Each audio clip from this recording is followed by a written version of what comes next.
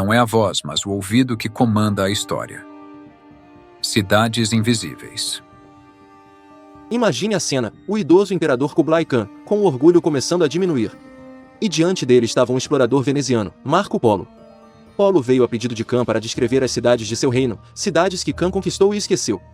Khan não acredita necessariamente em tudo que Marco Polo diz quando descreve as cidades visitadas em suas expedições, mas o imperador dos Tártaros continua ouvindo. Tal é o cenário para uma das obras mais estranhas, e mais queridas, da literatura do século XX, As Cidades Invisíveis, de Ítalo Calvino. À medida que o livro se desenrola, Polo descreve cidade após cidade, Leônia, que se remodela todos os dias. Todas as manhãs as pessoas acordam entre lençóis limpos, lavam-se com sabonetes recém-desembrulhados, usam roupas novas, ou Irene. A cidade visível quando você se inclina para fora da borda do planalto na hora em que as luzes se acendem. Não há enredo no livro. Há apenas o magnetismo absoluto das descrições de Polo e da imaginação de Calvino, apresentando cidade após cidade, cada uma delas milagrosa, surreal e bela. Você não quer um enredo. Você só quer que Calvino continue inventando esses lugares impossíveis para sempre. Sua voz é simplesmente hipnotizante. Então, por que Marco Polo está tão desanimado com o poder da voz e da narrativa? No meio do livro, ele oferece a seguinte meditação sobre suas próprias limitações. Eu falo e falo, diz Marco, mas o ouvinte retém apenas as palavras que espera. A descrição do mundo ao qual você presta ouvidos benevolentes é uma coisa, a descrição que circulará pelos grupos de estivadores e gondoleiros na rua em frente à minha casa no dia da minha volta é outra, e ainda outra, aquela que eu poderia ditar mais tarde na vida, se fosse feito prisioneiro por piratas genoveses e colocado a ferros na mesma cela com um autor de histórias de aventura. Não é a voz que comanda a história, é o ouvido. Um contador de histórias, reclama Polo, só pode contar a história. É o ouvido.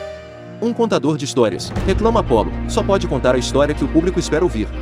Mesmo que ele conte a mesma história repetidas vezes, o leitor ouvirá a história de Polo de uma maneira, os homens que trabalham nas docas, de outra forma. Nesse sentido, a própria história como uma das cidades invisíveis de Calvino. A cidade da história é um espelho que reflete, perfeitamente, o viajante que atravessa seus portões. Viaja com Ítalo. Polo está descontente com as mudanças nas histórias conforme o público, enquanto suspeita-se que Calvino tem uma perspectiva diferente. Nascido em Cuba em 1923 e criado na Itália, Calvino foi uma figura marcante na literatura do século XX. Seu romance de 1979, Se um Viajante numa Noite de Inverno, explora um leitor tentando assimilar um romance homônimo. Embora injusto rotular Calvino como escritor popular, ele é um favorito cult, destacando-se pelo espírito lúdico em seus livros, ausente em alguns colegas. Se a ideia de outro romance pós-moderno complexo faz hesitar, repense. A escrita de Calvino é leve, acessível, estranha, emocionante e totalmente original. Como ele alcança isso? Não é puramente uma questão de técnica, mas de sua atitude em relação ao público. Calvino não enxerga seus leitores como crianças em idade escolar, mas como aventureiros explorando territórios literários desconhecidos ao seu lado. Se ele é o Marco Polo literário. Então nós, seus leitores, temos o prazer de acompanhar uma ou duas etapas de sua jornada. Para encontrar sua voz, encontre seu público. Encontre sua voz. É o conselho que todos os escritores recebem. Há uma sensação de que você tem uma voz dentro de você.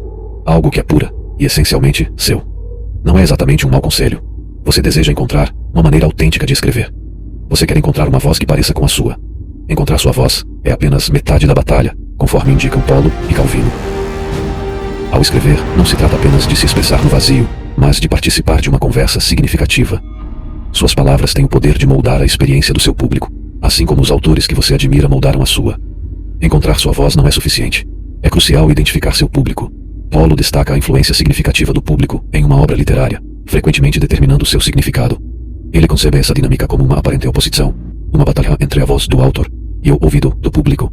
No entanto, essa relação pode ser colaborativa. A voz do autor e o ouvido do público têm o potencial de trabalhar em conjunto, co-criando uma narrativa. Calvino ilustra magistralmente esse conceito. Seu trabalho é genuinamente seu, mas ao mesmo tempo, transmite uma sensação de abertura e receptividade.